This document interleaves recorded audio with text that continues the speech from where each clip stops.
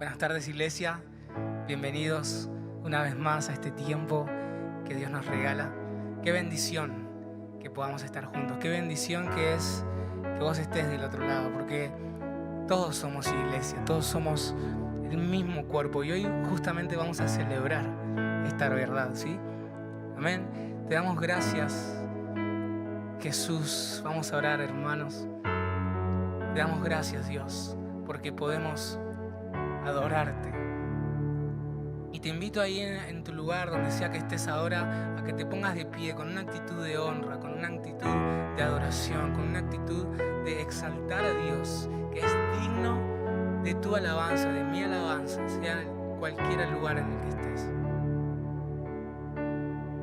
Señor, gracias, porque tenemos este momento dedicado para vos. Gracias porque vos hiciste este día, Señor. Nos gozaremos y nos alegraremos en vos, que nos das todas las cosas. Señor, queremos mostrarte nuestro corazón, queremos mostrarte nuestra actitud, Señor, frente a vos, para que, Jesús, vos transformes una vez más nuestra mente, nuestros pensamientos, Señor, y que nos ayudes a ser más como vos. Ayúdanos, Espíritu Santo, a adorar a Jesús, al Padre, a reconocerlo, a reconocer su gloria, su grandeza, su dignidad. Señor, llenanos en este tiempo, unginos con gozo, con sabiduría, para poder alabar con un corazón correcto, con un corazón que más allá de los errores y aciertos, tiene una actitud acertada, una actitud correcta, Señor. Una actitud que busca constantemente tu gracia, Señor, como el poder que vos nos das para llevar una vida santa, como vos, Señor, querés que llevemos. Gracias porque podemos adorarte, gracias porque somos una generación despierta, gracias porque estamos atentos a tu voz, gracias porque nada nos puede distraer, gracias porque nada nos puede separar, Señor, y gracias porque podemos vivir por ti y para ti, Señor, y recordar lo que vos has hecho por nosotros al tomar, Señor, de la copa y comer del pan. Gracias, Señor, porque simplemente vos sos lo mejor que tenemos, lo mejor que nos pasó. Así que en tu lugar dale una vez más gracias a Jesús, porque podemos simplemente adorarlo, porque Él está en nuestras vidas, Él entró en nuestras vidas, Él golpeó la puerta y lo dejamos entrar para cenar con Él. Señor, gracias por tu presencia que trasciende todo este lugar. Señor, vení con sanidad, vení con renuevo, vení con, Señor, tu río de agua viva, con ese río que fluye por medio del templo y va llenando todas las cosas de vida, de paz, de salud y de amor, Señor. Gracias, gracias por tu presencia. En el nombre de Jesús, amén. Somos una generación despierta, iglesia.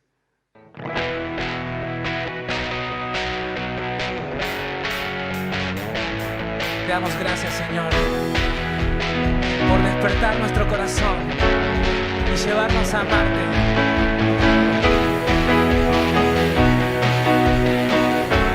Como el siervo que brama por las aguas, como el suelo en tiempos de sequía, Señor, así te busca mi corazón, así mi alma tiene sed de ti, de ti, de ti, Jesús, de ti, de ti, Jesús, porque yo soy de la generación que está despierta a tu voz. Nada me puede distraer, nada me puede separar, porque yo soy de la generación que está despierta a tu voz. Nada me puede distraer, nada me puede separar. Oh, vivo por ti.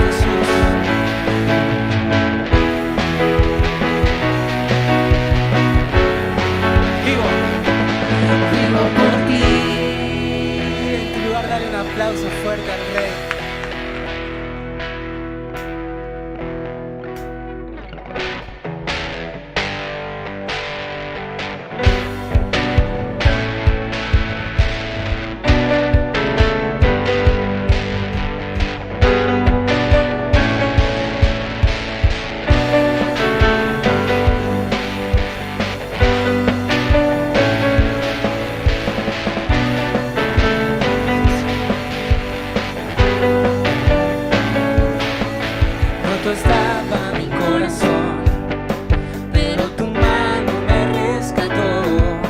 Del polvo yo volví a nacer. La salvación en ti encontré.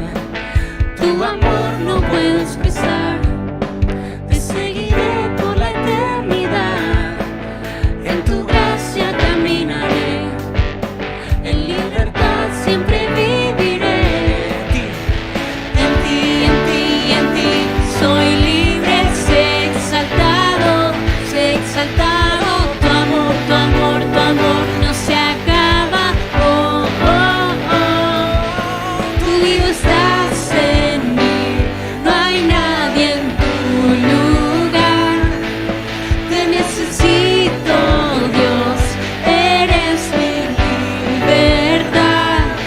Oh, oh. Al pasar y al pasar por la oscuridad, solo siempre me guiará. Mis cadenas Jesús rompió, con su mano me rescató. Este mundo terminará, te seguiré hasta el final. Haz en mí, Dios, tu voluntad. Venga a tu reino a este lugar. En ti, en ti, en ti soy libre, sé exaltado, sé exaltado. Tu amor, tu amor, tu amor no se acaba. Oh, oh, oh. Tú vivo estás en mí. No hay nadie en tu lugar. Te necesito, Dios. Eres mi libertad. Tú vivo estás en mí. No hay nadie en tu lugar. Te necesito, Dios. Eres mi libertad.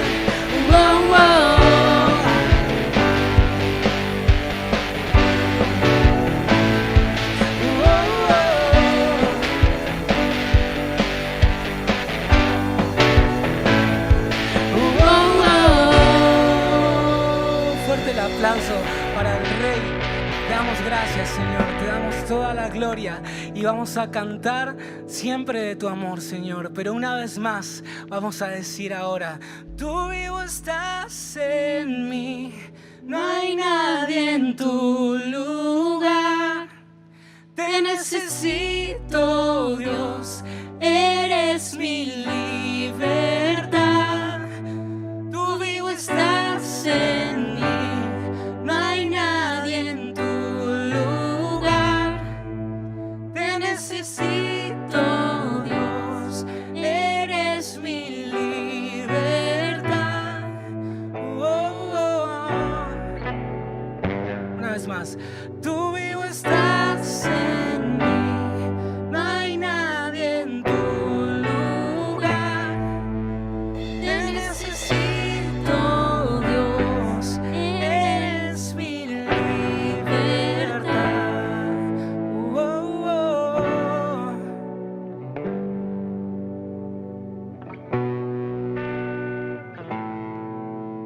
Gracias, Señor. ¿Cuántas veces hemos buscado? ¿Cuánto tiempo hemos buscado fuera del Señor? ¿Cuánto tiempo, Jesús, te buscamos? ¿Cuánto tiempo, hermanos, hemos buscado una razón de vivir? ¿Cuánto tiempo hemos estado a la deriva, tanto fuera como dentro de la iglesia? Señor, pero en medio de todas esas preguntas, tu amor es la respuesta. Hermanos, yo quiero animarte, quiero bendecirte diciéndote que el amor de Jesús, que su presencia es la respuesta.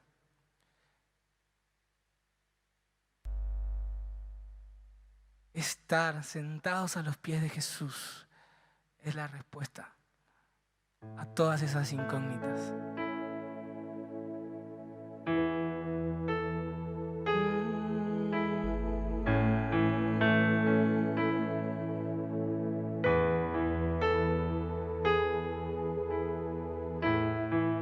Gracias, Señor. Gracias. Por mucho tiempo busqué una razón de vivir. En medio de mil preguntas, tu amor me respondió.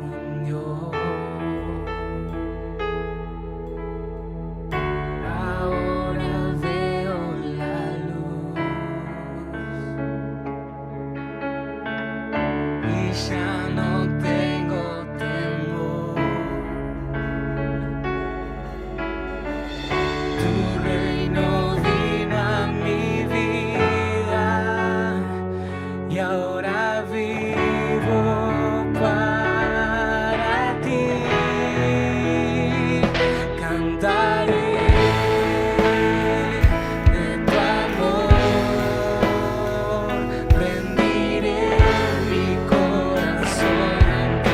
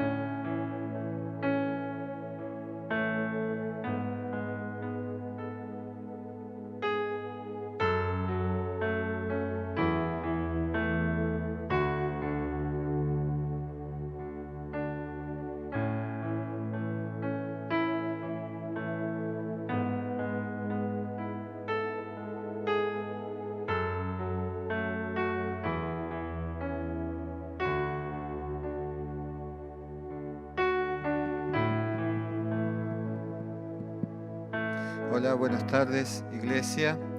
Qué bueno poder encontrarnos otra vez y que Jesús sigue siendo la razón de nuestra vida y tenemos el privilegio de poder compartirlo. Así que te doy la bienvenida a esta reunión otra vez.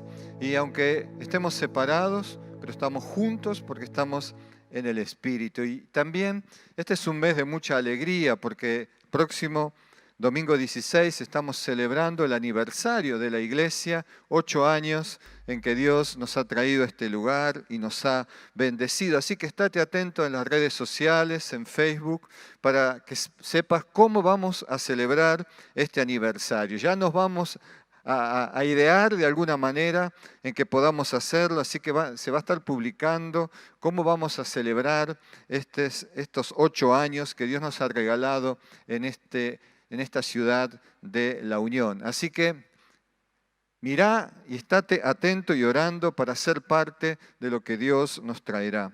Bueno, quisiera compartir un texto en la palabra de Dios. Busca ahí en la Biblia, en el Evangelio según San Juan, en el capítulo 15.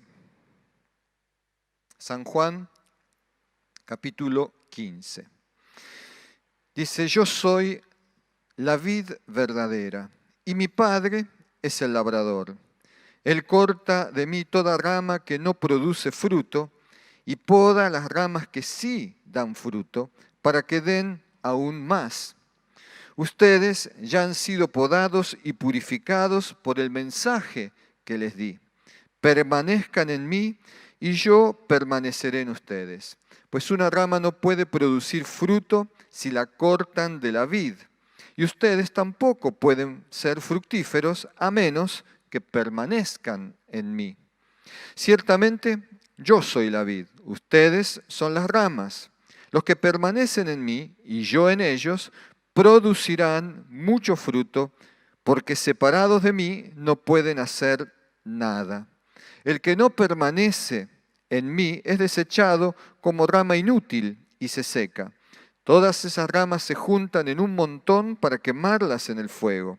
Si ustedes permanecen en mí y mis palabras permanecen en ustedes, pueden pedir lo que quieran y les será concedido.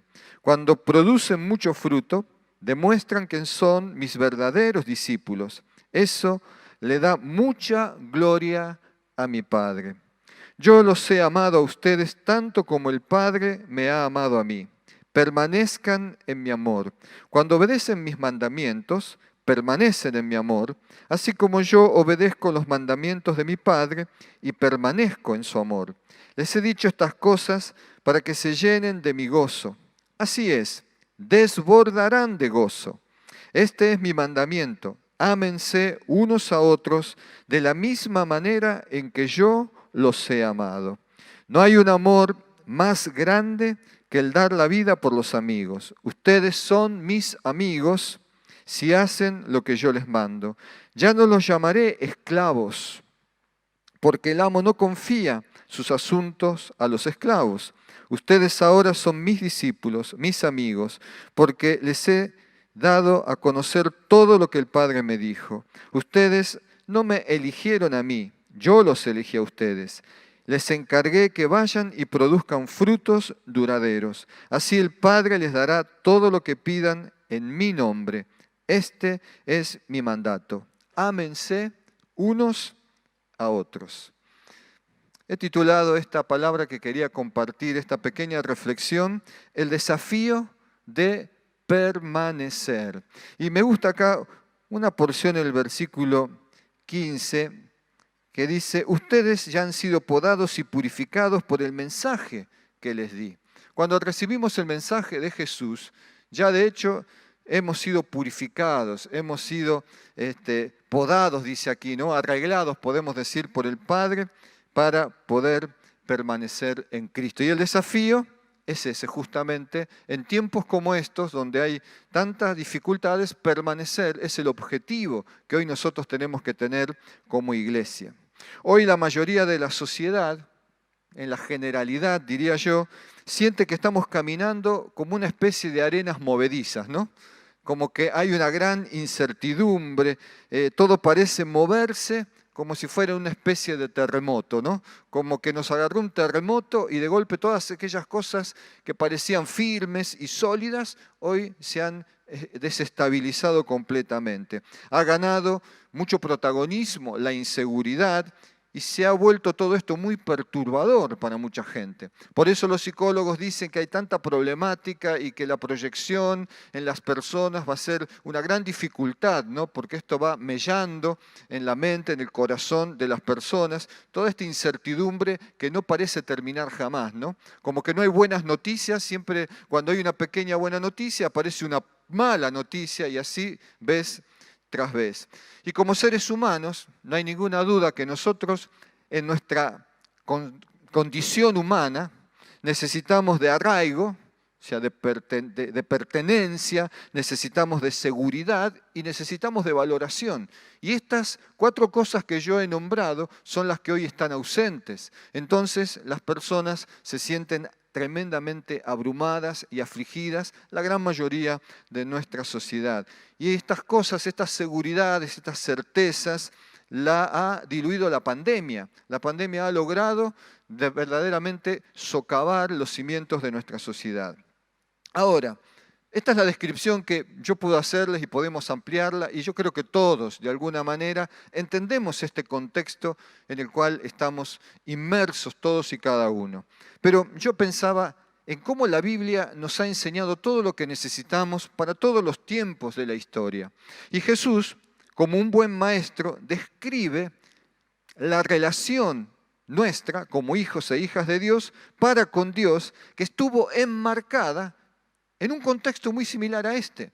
Esto es algo que Dios me mostró, ¿no? Cuando uno está medio afligido, uno dice, ¿pero qué va a pasar? Bueno, el Señor me decía que Jesús nos habló o le habló a la gente de su tiempo, lo cual podría significar lo mismo, nos habla a nosotros hoy, enmarcada en un contexto de crisis nacional. Los judíos no estaban viviendo su mejor momento. Estaban en una crisis nacional, una crisis de identidad, una pelea con un imperio. Se sentían frustrados como pueblo de Dios. Estaban controlados por un imperio que los asediaba continuamente. O sea, el Señor habló de la relación que nosotros tenemos que tener con Él en ese contexto. No es que estaban en el paraíso y Jesús les enseñaba cómo relacionarse con Dios. Estaban siendo protagonistas de permanentes injusticias. Había injusticias por doquier, de todo tipo, desde el abuso del poder de los militares romanos, como de los políticos y líderes de la propia nación. Así que estaban plagados de injusticias, de muerte y de aún de violencia extrema. Los sacerdotes ejercían violencia, el imperio ejercía violencia y lo hacía de una manera muy poderosa, matando a la gente en la cruz. O sea que el Señor viene a plantear que Él tiene vida eterna en un contexto donde la muerte era el común denominador, donde la esperanza estaba cercenada por un imperio que te aplastaba. Muy similar a la condición que vivimos. Hoy no tenemos un imperio, pero la pandemia parece serlo y está aplastando a las personas, llenándolas de inseguridad, de temor, de muerte, de violencia, porque la muerte, de la manera en que la produce el virus, es muy violenta para muchas familias y personas que la han sufrido, ¿no? Pero en medio de ese contexto, iglesia, en medio de ese contexto, el Señor, nuestro Dios, opera, o sea, operaba, opera y operará. O sea que no nos está pasando nada extraordinario, no está sucediendo algo que jamás sucedió. Esto lo han experimentado muchos hermanos nuestros a lo largo de 2000 años por diferentes circunstancias y esto no ha cambiado demasiado. Por ello, el Señor utiliza una figura muy especial en este capítulo 15 que yo te acabo de leer, muy gráfica, muy especial para los judíos de aquellos días y también, ¿por qué no?, muy sencilla de entender para nosotros, aunque no somos un pueblo agrícola, porque estamos más hechos para la ciudad. Lo primero que Jesús le plantea y que los judíos iban a entender, o sus oyentes iban a entender, Él plantea esto. El Padre es el labrador. El Padre es el dueño. Jesús define a nuestro Padre Celestial, al Padre, a quienes los judíos llamaban Padre, le dice, Él es el dueño de la viña y es el labrador. O sea, es la autoridad absoluta. Aunque nosotros vivamos con otro, entre comillas, autoridades y que se adjudican una autoridad final, Jesús le dice, no es el César la autoridad, es Dios. Él es el dueño, Él es el dueño, Él es el dueño y es el labrador. Y es el que va a tomar las decisiones últimas, las decisiones finales, de acuerdo al valor de su viñedo. O sea que todo opera en el ámbito. Jesús coloca todo lo que nosotros somos y lo que tenemos con relación a Dios, poniendo a Dios como el verdadero dueño absoluto de todas las cosas. Y justamente este es el quid de la cuestión, porque inclusive, así como en aquel tiempo, hoy también sucede lo mismo. Muchas personas objetan la soberanía de Dios. Cuando peleamos con Dios, ¿por qué Dios no obró de esta manera? ¿Por qué Dios no salvó a esta persona? ¿Por qué Dios no bendijo en esta situación en particular? Y la pregunta es, ¿por qué Dios debería intervenir? ¿Acaso no le dio la administración al hombre?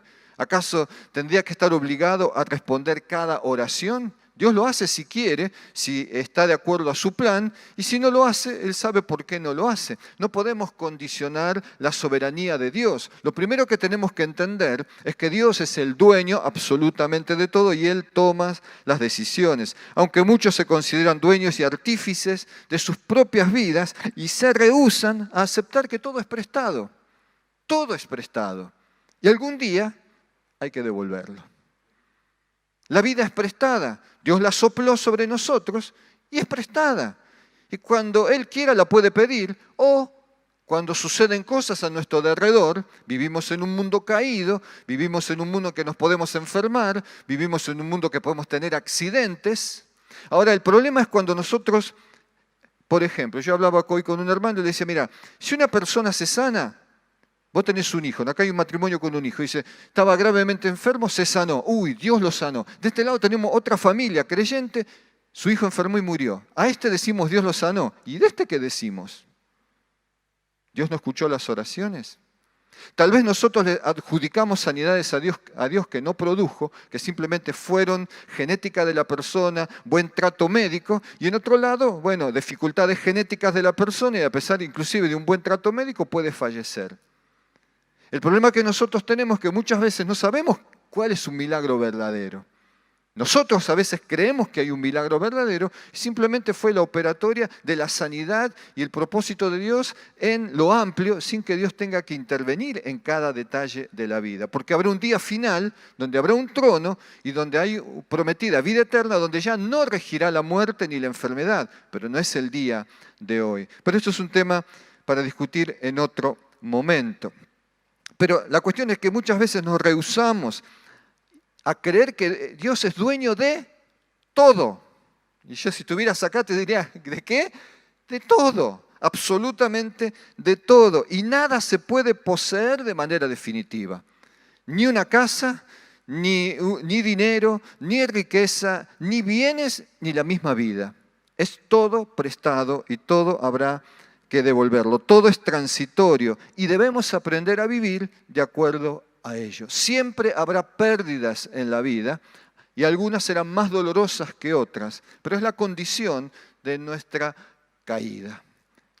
El día en que Dios enjugará toda lágrima de nuestros ojos y nos promete la vida eterna, ya no tendremos conflictos de pérdida porque estaremos para siempre con Dios. Entonces, en medio de una crisis como la que vivían los israelitas, en medio de tanta opresión, Jesús aparece y dice, Dios es el dueño. Él es el dueño de la viña, Él es el dueño de la vida, Él es el dueño de absolutamente todo, Él es el que decide a quién corta y a quién no. ¿Está bien? Luego, la segunda cosa que enseña esto es que Jesús se define a sí mismo y dice, y yo soy la vid verdadera. Yo creo que cuando dijo eso lo habrán querido apedrear, pero no tengo ninguna duda que lo habrán querido apedrear. Porque Jesús es la verdadera razón de la devoción al Padre. Israel se adjudicaba a sí misma la imagen de vid. Ellos creían ser la vid de Dios. Pero ahora acá Jesús les pega un bofetazo y dice, no, no es así. Yo soy la verdadera vid. Ustedes son otra cosa. Yo soy la verdadera vid de la cual de la cual se producen los frutos que el Padre espera como labrador. Los frutos que el Padre espera no es tuyo, son de Jesús. Nosotros estamos un poco confundidos. Creemos que nosotros debemos darle frutos al Padre, pero el que le da fruto es la verdadera vid. Nosotros somos simplemente, vamos a ver, ramas. Y el Padre está esperando frutos de Jesús, no de las ramas, porque la verdadera vid es el Señor, Jesús. De allí que Jesús, y acá traigo de vuelta, cuando Él maldice una higuera que solo tenía hojas y nada de fruto, porque Él es la verdadera vid. Eso es lo que le estaba mandando un mensaje a los judíos. Y fíjense que los discípulos, especialmente Pedro, se queda sorprendido, pues yo creo que Él algo debe haber entendido. Y estaba sondeándolo a Jesús a ver qué quería decir, pero ¿viste que se secó? Y yo creo que Pedro había visto ya bastante autoridad en Jesús como para darse cuenta que no era para tener en poco lo que Jesús decía. Pero él estaba en una incógnita de que Israel se podía convertir en una planta sin frutos. ¿Por qué razón? Porque en realidad no lo tenían a Dios. Y sin Dios no hay posibilidades de dar fruto. Los frutos los da Jesús. Él es la vid verdadera. Los frutos de la aflicción de Jesús son personas rescatadas de su sacrificial entrega.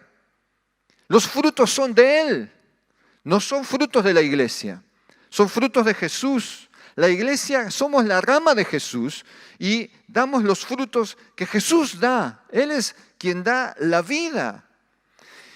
Luego, cada persona unida a Jesús, vos y yo unidos a Jesús, damos fruto de carácter.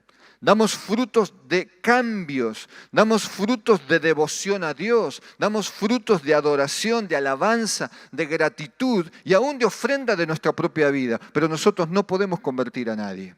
No es ese fruto el que damos nosotros. Porque el que convence de pecado, de juicio, de justicia, ¿quién es?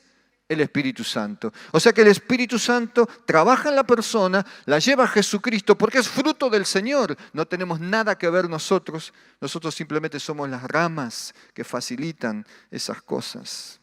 Así que acá otro bofetazo de Jesús. ¿Cuál es el rol de la iglesia en tiempos de pandemia? Ser las ramas, no la vid. Y nosotros queremos ser la vid en vez de las ramas. Por eso nos duele cuando alguien se muere y no le damos la soberanía a Dios. Nosotros no somos capaces de salvar a nadie. Nunca lo fuimos. Ningún apóstol se adjudicó sanidad propia porque ellos tenían claro que eran las ramas. Jesús sigue siendo la verdadera vid. Ni siquiera Jesús poda las ramas. Es el Padre el que decide sobre Jesús a quién saca y a quién pone. Ni siquiera es el mismo Señor el que ejerce ese liderazgo. Y ahora, lo tercero, el Padre labrador, Jesús la verdadera vid, y dice ahora, ¿quiénes son ustedes? Nos va a dar una buena identidad. Ahora necesito que ustedes entiendan bien cómo opera el reino de los cielos en medio de un contexto como el que ustedes están viviendo. Y dice, ustedes son las ramas. Todos aquellos que hemos creído que Jesús es el Señor y Salvador, somos las ramas injertadas en la vid. ¿Está bien? Fuimos puestos, injertados en la savia que produce vida eterna, porque Jesús es la verdadera vid. De modo que nuestras vidas dependen totalmente de Jesús.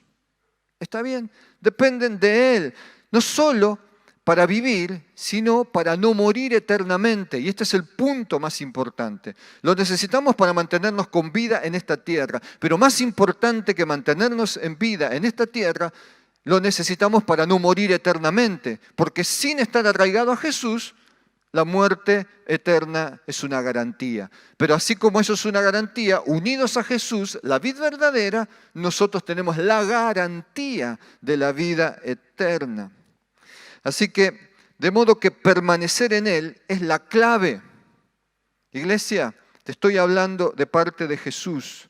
Permanecer en tiempos de pandemia, como así se lo llamó Jesús a los que estaban en su día a permanecer en medio de un imperio, y a permanecer en medio de muertes absurdas, de violencias injustificadas, Jesús los llama a permanecer y esa es la clave. Y Jesús nos está llamando a permanecer en medio de una pandemia, en medio de las injusticias, en medio de las muertes que no comprendemos, en medio del gobierno que nos quiere encerrar en los templos, que nos quiere prohibir adorar al Señor. En medio de las circunstancias violentas, Jesús te está diciendo y me está diciendo, permanece en mí.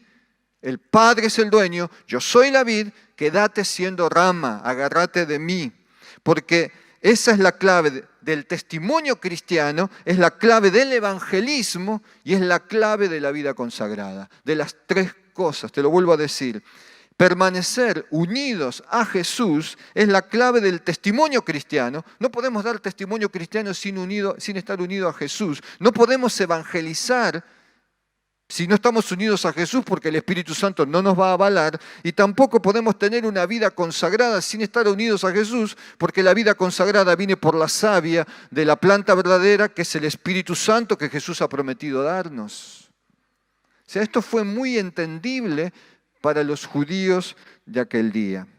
Así que lo mismo tiene que ser para nosotros hoy.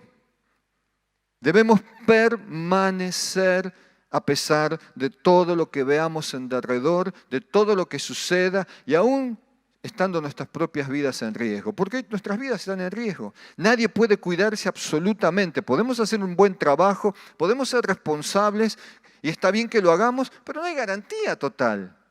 Porque el bicho puede estar volando en cualquier lugar, ¿no? Dicen. Así que quiero ir concluyendo.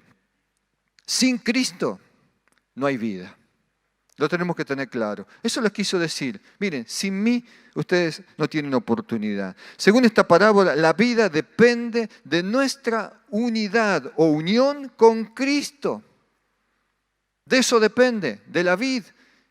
Si yo permanezco unido a Él, voy a tener vida. Pero si nos separamos de Él, somos perfectos. ¿Vieron que nos gusta ser perfectos? Bueno, separados de Él vamos a ser perfectamente inútiles, perfectamente infructuosos y perfectamente muertos.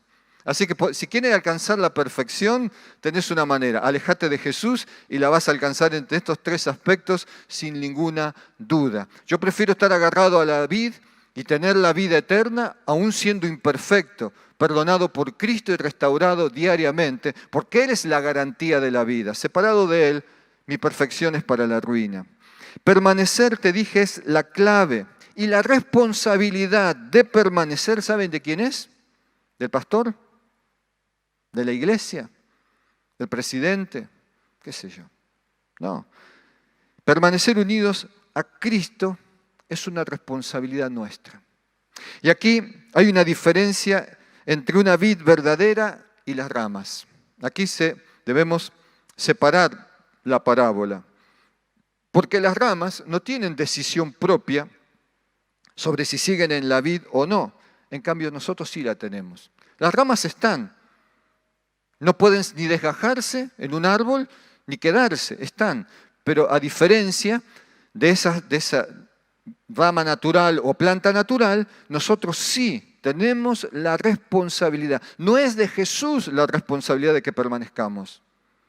Si no, jamás nos hubiera dado la orden de permanecer. No es una recomendación de Jesús permanecer, es una orden imperativa. Permanezcan. Nosotros lo tomamos como un opcional. No es un opcional, es una orden.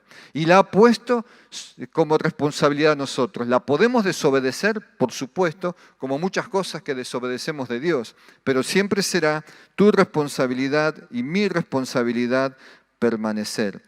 Aquí es donde la figura termina para enseñarnos que es nuestra responsabilidad permanecer unidos a la vid verdadera. Y esta pandemia lo va a probar.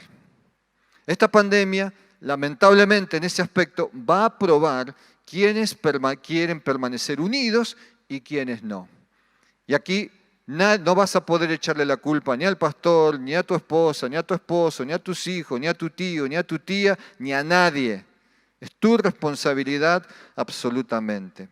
Ahora tenemos que sortear obstáculos para permanecer. Siguiendo la parábola, los vientos y las tormentas suelen desgajar las ramas, por supuesto, ¿no? Y separarlas de los árboles. Y esta pandemia es justamente esa tormenta, que viene a golpear sobre la vid, porque no nos engañemos, El diablo no quiere pegarle a la iglesia. No me quiere pegar a mí, le quiere pegar a Jesús. Ni vos ni la iglesia le importan. Le importan si está unida a Jesús, si no, no le importa. Y el golpe final no es sobre tu vida o sobre mi vida, es sobre Jesús. Siempre el enemigo de Satanás es Jesús. Y las tormentas, como la pandemia, como en el caso de la tormenta en el mar donde lo atacaron a Jesús y casi naufraga, como muchas cosas, esas tormentas van dirigidas a Jesús. El diablo está peleando contra Dios. Nosotros somos simplemente algo que va de costadito y que sentimos las vibraciones. Pero el objetivo siempre es Dios. Y esta pandemia puede llevarnos a olvidarnos de que tenemos que permanecer obedientes a Cristo y no caer en el aislamiento. Tenemos que mantener la necesidad de estar unidos. Tenemos algunas prohibiciones medias absurdas. Y no quiero hablar de esto mucho, pero ustedes habrán caminado por acá, por el otro lado de la vía, y habrán visto una gran multitud que no sé qué estaba haciendo por ahí, ¿no? Comprando, me parece. Y después dice que los contagios son en la iglesia, ¿no? Entonces, no importa quién sea el gobierno es de turno, está hoy, mañana viene otro, no importa eso. La tormenta no es este gobierno, la tormenta es Satanás. La tormenta es él en persona. ¿Qué quiere? Que yo no lo vea más a Luciano. Que yo diga, no, Luciano, de acá por internet, en banda ancha. Bien ancha, para que no me contagie ningún virus. Tenemos que resistir eso. Tenemos que vernos, porque todos vamos a trabajar y vemos gente, todos vamos a un supermercado y vemos a la cajera a los ojos y le damos plata o la tarjeta o lo que sea. Vas al verdulero y le tenés que hablar y mirar. ¿Por qué no puedo encontrarme con un hermano en la calle a orar, o 2, o 3, o 5, o 7 y orar? No caigamos en la trampa. Tenemos que resistir a Satanás como Dios nos enseñó, mejor dicho, como Jesús nos enseñó. Él termina diciendo, les doy un mandato. ¿Y cuál es? Ámense unos a otros. La permanencia en Cristo depende de si de verdad lo amamos. Esta pandemia en realidad está escondiendo algo mucho más importante, que es si amamos o no a Jesús. El diablo no quiere producir eso, pero en definitiva esa es una de las consecuencias. Si yo amo o no a Jesús. Y ese amor está ligado a una simple cosa, dijo el Señor. Si ustedes obedecen mis mandamientos, como yo obedecí o obedezco los del Padre y permanezco en su amor, ustedes así permanecerán en mi amor. O sea que permanecer en lo que Jesús nos enseña, en la comunión los unos con otros, en el sostenimiento, en la oración que tenemos que hacer. Y no alcanza el Zoom, no alcanza WhatsApp, no alcanza, gloria a Dios que tenemos estos medios que nos ayudan, pero no podemos permitir que reemplacen los contactos personales que necesitamos, aún con el distanciamiento, porque ese es el plan del Señor. El Señor creó una familia y la familia no la creó para el Zoom. Estamos de acuerdo, ¿no? La creó una familia y la va a sentar en la mesa. ¿Ustedes se imaginan la mesa del Señor con barbijos? Cuando tenga la mesa el Señor y diga, vengan noche, pero muchachos, esperen hijos, hijas, paren, no se acerquen. Acá está el ángel Gabriel, repartirles barbijos a todos. Acá hay alcohol gel. ¿Qué otro tenemos? ¿Qué otro arcángel tenemos por ahí? Que venga y les pase alcohol en gel en las manos. Yo no veo que sea así. El mayor peligro de este momento es que nos relajemos y olvidemos obedecer al Señor. Claro, nos sentimos a veces en paz porque leemos la Biblia en nuestra casa, oramos, pero eso es un pedazo, porque si no el Evangelio se convierte en individualismo. Y el individualismo solo es del reino de las tinieblas. La comunión es del reino de los cielos. Entonces, no alcanza con orar en casa, que por supuesto lo tenemos que hacer. No alcanza con leer en casa, por supuesto que lo tenemos que hacer. La comunión es clave para seguir siendo iglesia. Fidelidad nos pide el Señor. Y debemos seguir siendo fiel en lo poco, dijo, ¿no? En lo poco. ¿Qué quiere el Señor? Que entreguemos nuestra vida, que la crucifiquemos. No, Él ya lo hizo por nosotros. ¿Y qué es lo poco? ¿Qué es poco hoy? ¿Qué poco podemos hacer por el Señor? Y yo creo que sí, se lo dije a los líderes de la iglesia, conectándonos a los horarios de los cultos. Hoy, domingo 18 horas, todo hijo o hija de Dios que quiera ser fiel a Dios tiene que dejar de ver lo que está viendo y ser parte del culto a las 18 horas. Es lo menos que podés hacer, es lo poco. Sé fiel en lo poco. Tanto los jueves, cuando hay un Zoom de oración como tenemos los miércoles, tengo que estar ahí. Porque eso es ser fiel en lo poco. Ni siquiera me tengo que tomar un colectivo para ir a la iglesia. Lo veo desde mi casa. Es lo menos que puedo hacer, darle esa hora al Señor o ese rato al Señor. O ser parte de los discipulados a distancia. Eso es lo menos que puedo hacer por el Señor. Y yo le agregaría que cuando estés en un momento como este, en un culto central, también guardes un momento cuando termina la oración y pongas tu ofrenda. Pon en tu casa una caja y enseñale a tus hijos que aunque no estás en la iglesia, seguís ofrendando.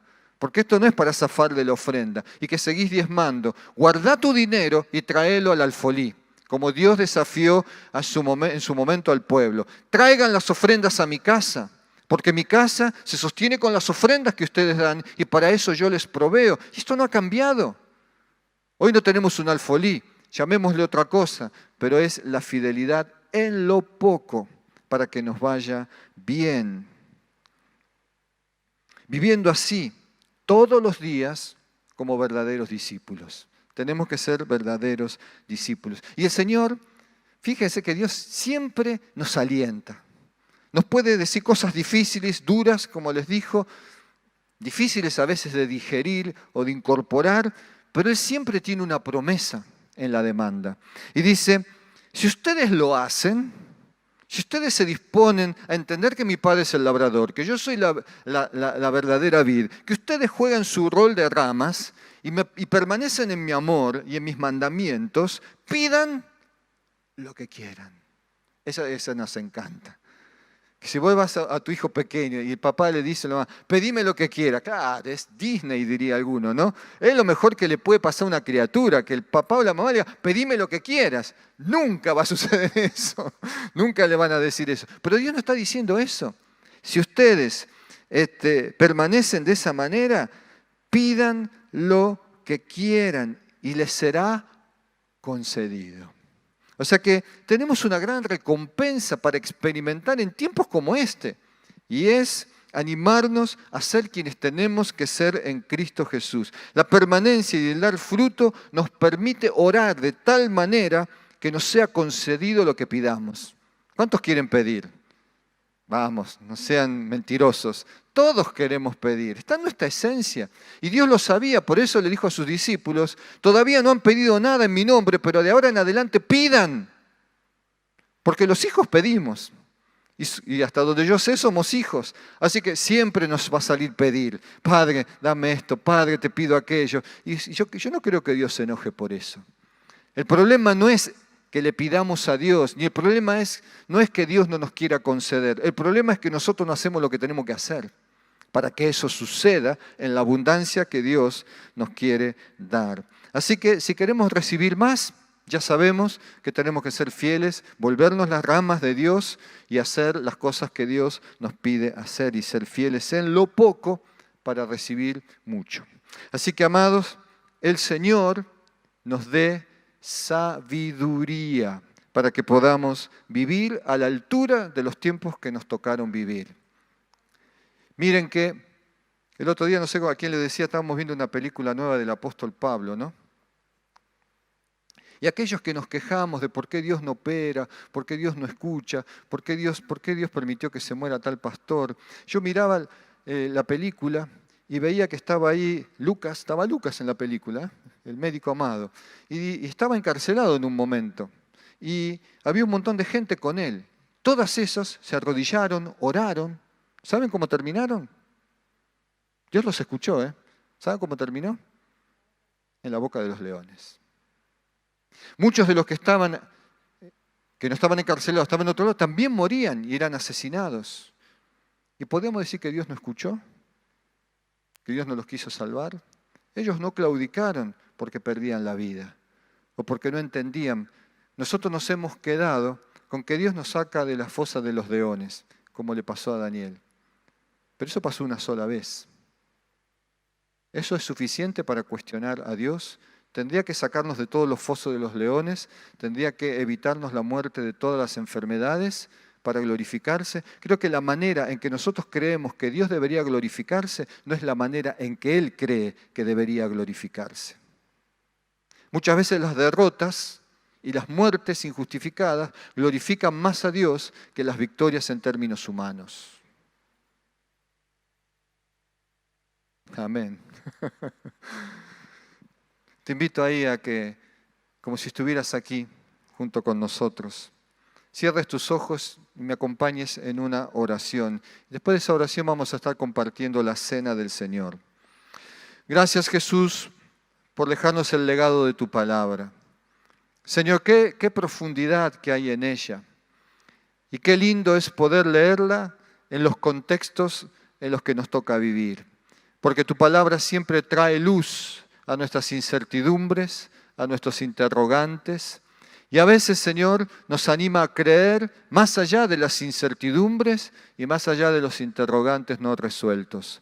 Por eso, Señor, en el nombre de Jesús, Padre, te doy gracias por el tiempo que nos tocó vivir. Aunque sean tiempos peligrosos, son tiempos gloriosos también, porque fueron gloriosos los días que vos caminaste en la tierra con tus discípulos en medio de grandes dificultades, de amenazas de muerte, de persecución y de tantas injusticias. Y sin embargo, vos dijiste que glorificaste al Padre, Señor Jesús. ¿Y por qué nosotros no podríamos hacer lo mismo hoy en tiempos de dificultad? Y en vez de estar quejándonos y clamando por no entender, podríamos vivir de tal manera que tu nombre, Padre, sea glorificado por medio de Jesucristo, nosotros siendo simplemente ramas para la gloria del Señor.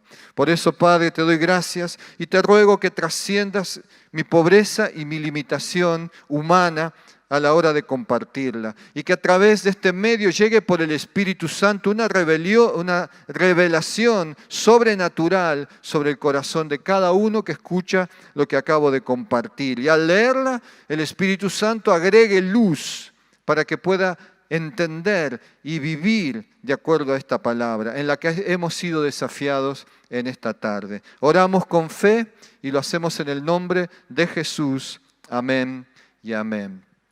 Ahora, ahí prepara en tu casa tu copa, tu pan, con tu familia, si estás en familia. Yo voy a pedir a mi esposa, la pastora, que pueda pasar a ministrar la cena del Señor.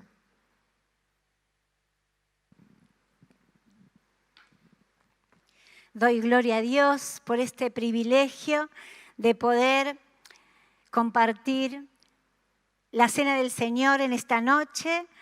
Te abrazo, querido hermano, en el Espíritu, te bendigo y como nos decía el pastor en esta palabra tan preciosa, permanece unido a Jesucristo, pero también permanezcamos en comunión con nuestros hermanos, porque esto es lo que simboliza la cena del Señor. No solamente que somos uno con Cristo, sino que también somos uno con nuestros hermanos. Y te voy a compartir un breve pensamiento que está en la carta del apóstol Pedro, en Primera de Pedro, capítulo 1, versículo 18 dice: como bien saben, ustedes fueron rescatados de la vida absurda que heredaron de sus antepasados. El precio de su rescate no se pagó con cosas perecederas como el oro o la plata, sino con la preciosa sangre de Cristo, como de un cordero sin mancha y sin defecto. Cristo, a quien Dios escogió antes de la creación del mundo, se ha manifestado en estos últimos tiempos en beneficio de ustedes. Por medio de Él, ustedes creen en Dios, que lo resucitó y glorificó, de modo que su fe y su esperanza están puestas en Dios. Y yo me maravillaba al leer esta palabra, porque acá nos dice que el Señor nos rescató y Él pagó un precio muy alto, que fue justamente el cuerpo de Jesucristo entregado en esa cruz del madero, esa sangre derramada para el perdón de todos nuestros pecados. Pero dice que ese sacrificio venía de un cordero sin mancha, sin arruga, sin defecto, sin mancha y sin defecto, que es Cristo mismo, pero que este cordero ya había sido preparado desde antes de la creación del mundo. O sea, antes de que el mundo fuera creado, ya Jesús estaba preparado como un cordero que iba a ser inmolado en esa cruz para pagar el rescate de tu vida y de mi vida. Antes que Adán y Eva pecaran, antes que vos y yo naciéramos, antes de que vos y yo pecáramos o nos descarriáramos o nos apartáramos de Dios, antes de todo eso, ya Jesús estaba preparado para pagar el rescate por vos y por mí. Por eso, Jesús es el motivo de nuestra fe y de nuestra confianza en Dios. Por eso Jesús siempre va a estar como esa figura de ese Cordero de Dios. Pero no solamente es el Cordero de Dios, sino que Él es también el león de la tribu de Judá.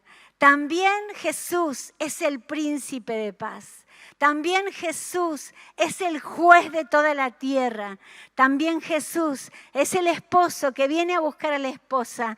Y Jesús es el Rey de Reyes y Señor de Señores, que vamos a reinar una vez y para siempre.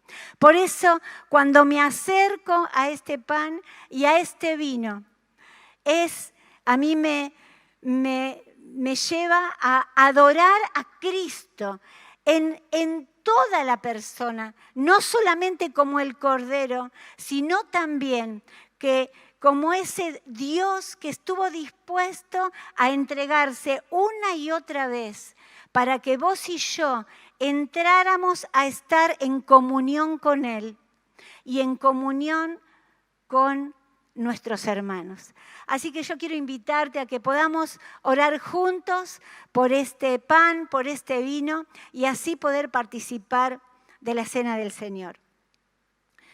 Amado Jesús, te damos gracias. Gracias por ese sacrificio eterno que hiciste en esa cruz una vez y para siempre. Gracias porque ya estabas preparado desde la eternidad para pagar el precio de tu rescate, de rescatar a un pueblo que te ame, que te adore, que te reconozca y que permanezca hasta el tiempo en que vas a volver otra vez, Jesús, a la tierra y vamos a beber ese vino nuevo junto con vos.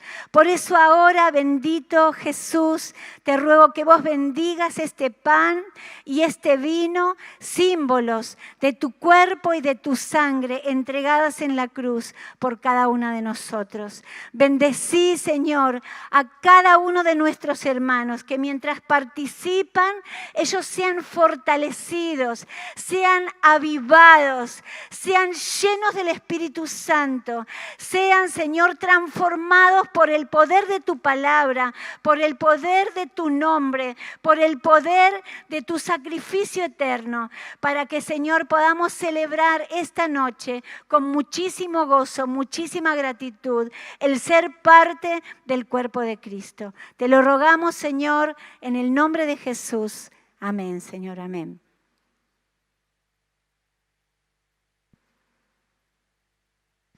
Bueno, muy bien, entonces ahí en tu casa podés tomar el pan y compartirlo.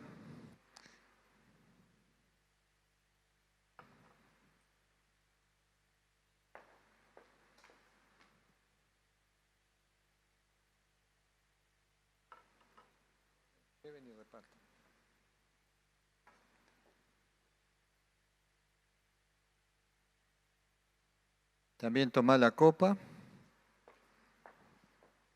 Gracias, Señor, por este pan y gracias, Señor, por este vino que representa tu sangre.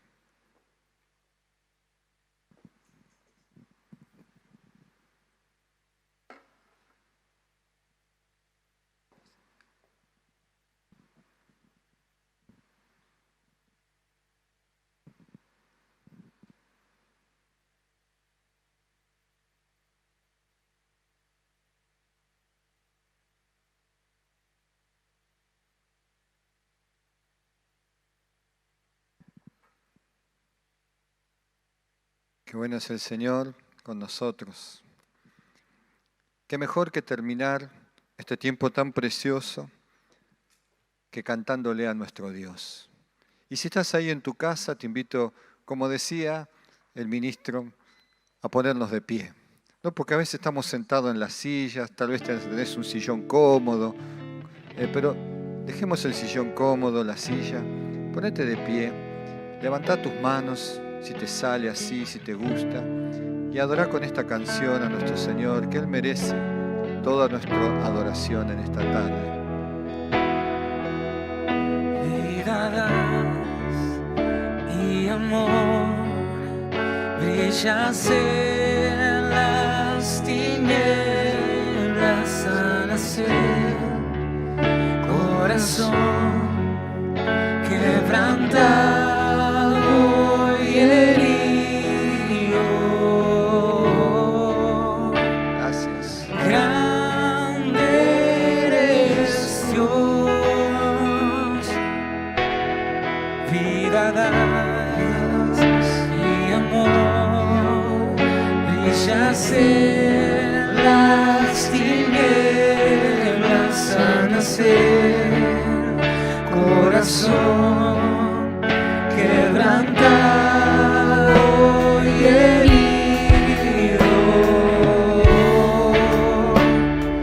Grande eres Dios,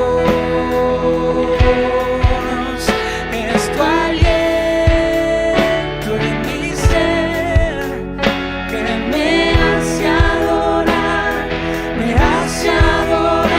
es tu aliento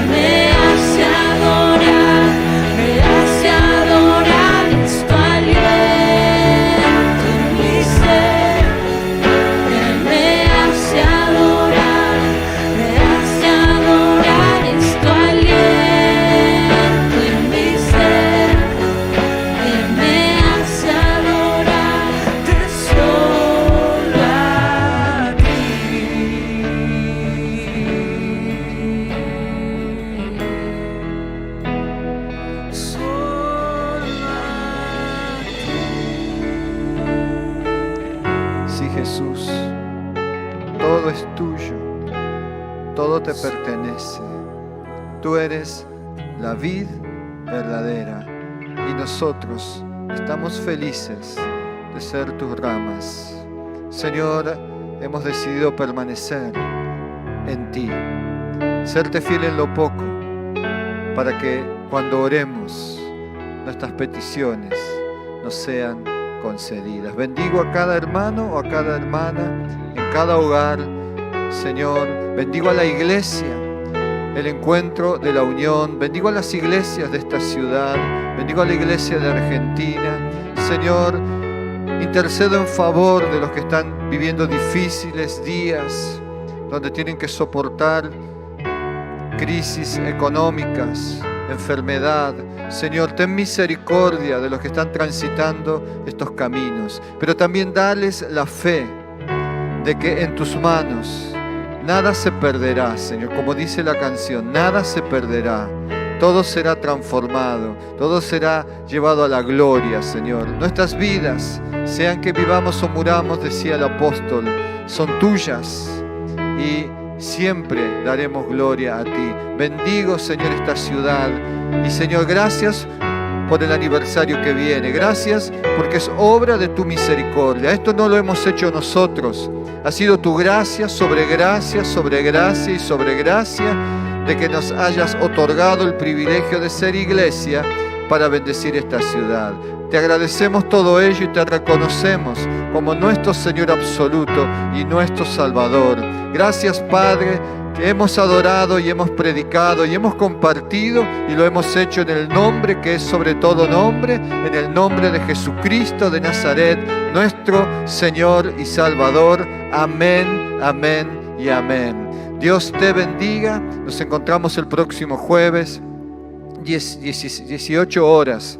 Y estate atento a las redes, que te vamos a ir dando pistas y noticias de cómo vamos a celebrar este aniversario domingo 16. Dios te bendiga, que tengas una buena semana.